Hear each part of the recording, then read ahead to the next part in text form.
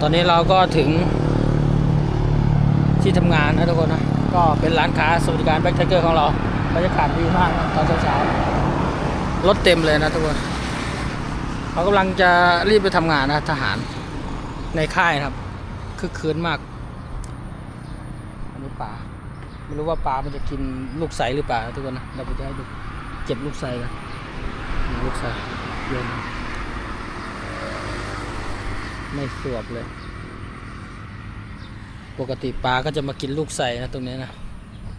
บรรยากาศแบ็คไทเกอร์อันนี้หลังจากที่เราเอาบัวเสร็จมันมากินแล้วทุกคนนี่เอาลูกไสให้ดูกินปุ๊บ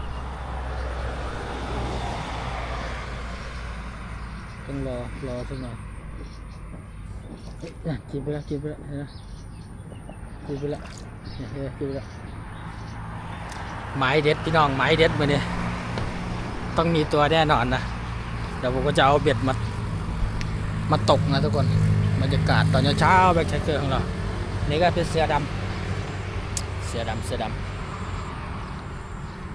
บรรยากาศสดชื่นมากนะครับครึ้มๆหน่อยแต่ไม่รู้ว่าฝนจะตกไหมทุกคนนะวันนี้เดี๋ยวผมก็จะเอาเบ็ดมาตกปลาตรงนี้ไม่รู้ว่าจะได้หรือเปล่าโอเคทุกคนนะไว้เจอกันคลิปหน้าครับสวัสดีครับบ๊ายบาย